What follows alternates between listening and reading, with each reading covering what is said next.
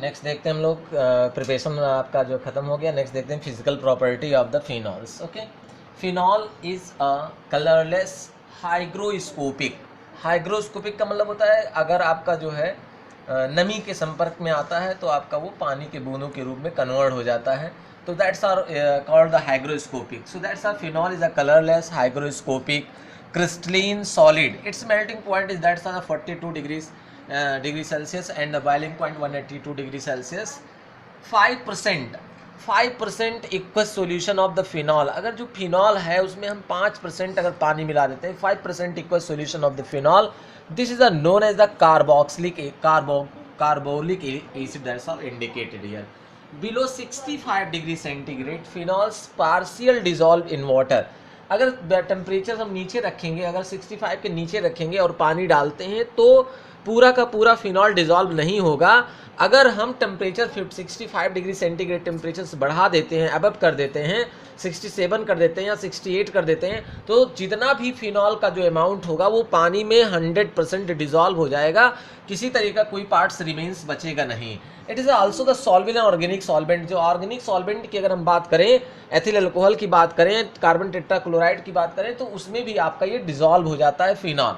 ठीक है, फिनॉल एक पॉइजनियस कंपाउंड है। Phenol is a poisonous when the taken orally or produce the painful blisters in the contact with skin. Phenol जो होता है वो आपका एक पॉइजन कंपाउंड होता है। अगर इसको हम ओरली बहुत ही हल्के रूप में ले लेते हैं तो या हमारा स्किन टच हो जाता है तो भी एक ब्लिस्टर्स जो आपके फफोले होते हैं, फफोले निकल आते हैं, पेनफुल जो होते हैं, बहुत दर्द भी करते हैं। So this is the indicated this. The boiling point of phenol are the higher than aliphatic alcohol of comparable molecular weight. ठीक है, due to intermolecular hydrogen bonding. ठीक है, फिनॉल जो होता है वो आपका, उसकी जो बॉइलिंग पॉइंट होती है वो आपका एलिफेटिक अल्कोहल से क्या होता है, ज़्यादा होता है। इसका रीज़न क्या है, इंटरमोलिकुलर हाइड्रोजन बॉन्डिंग बनाता है आपका कौन, फिनॉल। ठीक है, द ग्रेटर, अभी आपको हम बताते हैं इंटरमोलिकुलर हाइड्रोजन बॉन्डिंग आप जानते ही हैं, इंटरमोलिकुलर भी जानते हैं। The greater volatility, volatility means क्या होता है, जो कम टेम्परेचर पे वेपर स्टेट में कन्वर्ट हो जाता है। Greater volatility of the ortho isomer is due to the intramolecular hydrogen bonding.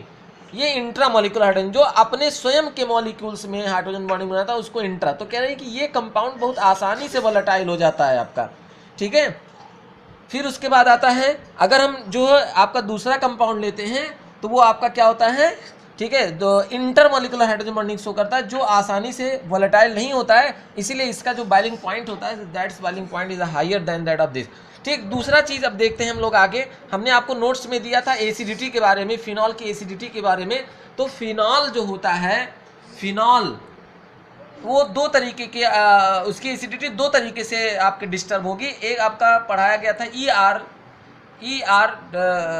जी, और दूसरा आपका EWG, इलेक्ट्रॉन विड्राइंग ग्रुप और इलेक्ट्रॉन रिलीजिंग ग्रुप। जो हमने आपको नोट्स में दिया है उसमें आप देखिए, electron releasing group, electron withdrawing group. Electron withdrawing group जो होता है वो हमेशा फिनॉल के एसिडिटी को बढ़ाता है, जबकि आपका इलेक्ट्रॉन रिलीजिंग ग्रुप जो होता है, आप सीधे अपने नोट्स में देखिए। ठीक है, और इलेक्ट्रॉन रिलीजिंग ग्रुप हमेशा आपके जो है एसिडिटी को, एसिडिटी ऑफ फिनॉल को घटाता है। ठीक है, तो उसके अनुसार आपको एसिडिटी हमेशा ध्यान करना पड़ेगा। जैसे हम अगर फिनॉल की बात करें, पैरा नाइट्रोफिनॉल की बात करें, तो नाइट्रो NO2 जो होता है वो आपका क्या होता है, इलेक्ट्रॉन विड्राइंग ग्रुप है। तो para nitrophenol is a more acidic then that of the phenol. Okay, so this is the acidity. अब यहाँ पर लेकिन फिनॉल इतना ज़्यादा एसिडिक नहीं होता है जितना कि हमारा कार्बोक्सिलिक एसिड, यानी फिनॉल आपका NaCO3 के साथ में और Na2CO3 के साथ कभी भी रिएक्शन नहीं देगा, जैसा कि हमारा जो है एस्टिक एसिड देता है CH3CO प्लस Na2CO3 के साथ हम रिएक्शन कराते हैं, NaSCO3 के साथ कराते हैं। तो इस तरीके से this the acidity of the phenol. तो लगभग ये आपका पूरा फिजिकल प्रॉपर्टी आपका ड्रा हो गया है। And if in the case of physical property anybody have the problem, so that been discussed with respect to the WhatsApp and indicate the your problem. Okay, अब next हम लोग कल आगे देखेंगे, next वीडियो में हम लोग देखेंगे the chemical property of the phenols. So very very important जो आज हमने आपको बताया है, that's the preparation of the phenol is very very important. So slowly and slowly it is also be remembered. Okay, आसानी से धीरे धीरे इसको आप पढ़ते भी रहिए, याद करते रहिए, जिससे कि आगे प्रॉब्लम ना हो। Okay, thank you.